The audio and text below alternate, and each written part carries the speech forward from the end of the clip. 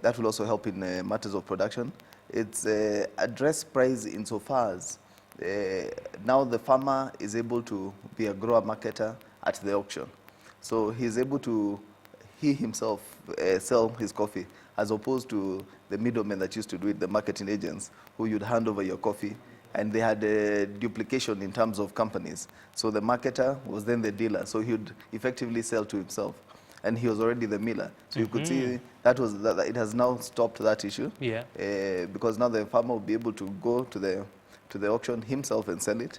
That will create, I think, higher prices. It's a positive report. It's a positive report. So, Chairman, looking at this particular task force report, of course, farmers have complained about the issue of payment. And the other issue is, apart from payment, we are seeing the issue around value addition, in the sense that they are not well subsidized to compete with other countries. And that's the reason why we are seeing Kenya exporting and processed coffee to other markets, then it comes back at a higher price. Does the report touch on this? I think value addition, or the lack of value addition, is not the reason that farmers have not been getting money. There's nothing wrong with exporting green coffee. Once you have established a cap, and that cap is a consistent cap, yes, then you export it to, say, the US, you should be able to get $4 a pound for coffee once it's there in the warehouse, as long as it scores above 85 on the Q grading. Now, and our coffee generally does. Now, if you're getting $4 a pound, that's $8.8 a kilo. Yes. Now, I think the main issue has not been price. The main issue has been production. 1 kilo today, one coffee tree today gives you 2.5 kilos. The same coffee tree can give you 32.5 kilos.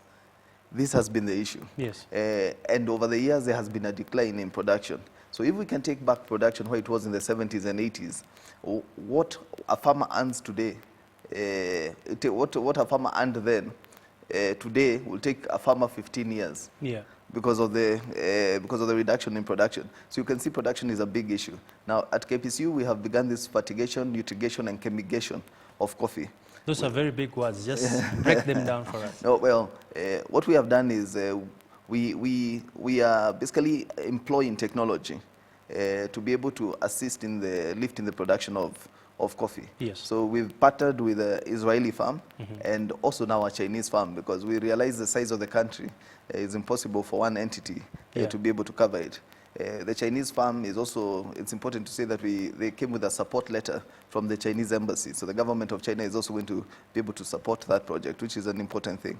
Now, this project, what it does is you put drip irrigation, drippers within the coffee, and you have fertigation tanks, which is basically a tank that is able to then deliver fertilizer through that system.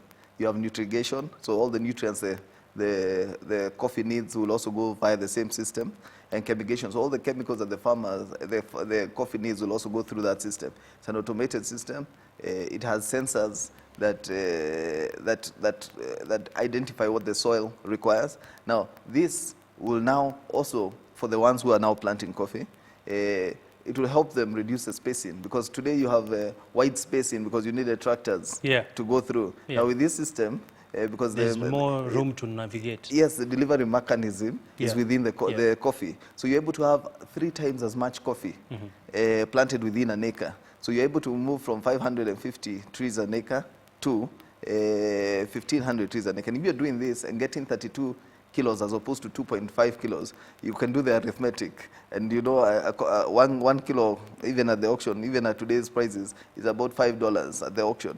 So if you're talking about $5 and the conversion rate on cherry today is 7 to 1, you can see that even on 1 acre, any family would be comfortably able. You know, you move it to another income bracket, middle class, with 1 or 2 acres. So that has been the problem. Okay. And we intend to address it. We have begun addressing it. I'll invite you soon to the farm and you can come and see what we're doing there. That's definitely a trip I'd like to make. Yes. So, Chairman, looking at this particular report, does it give recommendations on the marketing of coffee? Yes, yes, it does in the way that I was outlining. So farmers will be able to bring their coffee to the auction, which is important. Also, it has provided some money for the promotion of Kenyan coffee abroad, which is also important because you have to create markets out there. Yeah. You have to create markets. We have a good product, but if nobody knows about it, then No one will buy it, yeah. nobody will buy it. So it's important in that aspect. Yes, there's also going to be the aspect of value-added roasted coffee. If you want to create a brand, for instance, in the shelves in Europe and America and other places, you need some support for advertisement, and that money is there for promotions and exhibitions. So that will add value to Kenya, to the brand Kenya Coffee. All right. The other issue, of course, Mr. William, is right now we're looking at about 4.6 billion shillings owed in debt by KPCU. And talk to us about how much you're targeting in terms of getting to sort of have the industry back on course, and what will this money go towards? Yeah, this money was borrowed by farmers. And when the farmers borrowed it, they employed it into their coffee. Unfortunately, in 2001, you had a change of legislation. At the time of lending this money, there was a monopoly. So you were sure that you would be able to recover the coffee. Now, they allowed two other competitors in 2001 to come into the market. They came into the market in 2002, and that caused farmers who owed us money to go elsewhere. So from that time, it was a fight to stay afloat as a KPCU, because you can imagine having 4.6 billion out there. So it's if the government, as recommended by the report, are able to assist and pay us back this money, we would be able to utilize the same money through this nutrition, chemigation and fertigation process I was telling you. And this will hasten, in our view, the recovery of the coffee sector.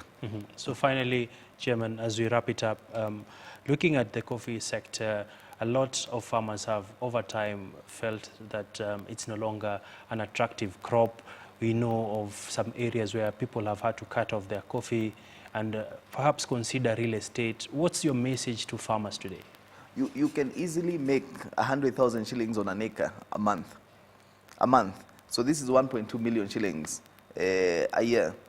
I don't know which other crop can be able to give you that kind of return as a net. So if you're making 1.2 million shillings net, this is enough for per year, per acre. This is enough to feed and clothe and school a family. So I think when they see the technology employed, and to be able to increase their production, they will then see the merits. This is not the time to uproot coffee. This is the time to plant coffee. All right. This Despite prices falling by 1.7%? Well, if this is compensated by the increased production. And I'll tell you, coffee is a very interesting crop. If you have more coffee, if you have more coffee as a country, because the buyers need a consistency in supply, then your prices go higher. So the first thing, because in coffee you have a thing called substitution. So if Nestle or the big roasters who supply coffee around the world, process coffee around the world, they require 10% of Kenyan coffee in their product. And if the product is not consistently available, then they substitute you to Colombia. And when they substitute you, your prices start coming down. So the key to higher prices is volume. And the starting point is employing technology to create that volume. The next thing, if you get your money in cash, like KPCU has a cash model, you deliver coffee, you leave with your money. All right. Now this cash model, it means that if you don't have to wait 5 months for payment, it means that you are able to not borrow. Okay. And that saving of not borrowing money here and there adds also value. So sometimes price is also coupled by other circumstances. Yeah. Well, many thanks for that clarification. That it's not as gloomy as people have painted it, that the coffee sector still has a lot to offer.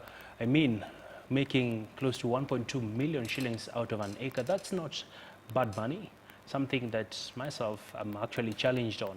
Well, away from issues to do with the coffee, let's turn our attention to the tourism sector, where ever heard of plates and glasses that do not break?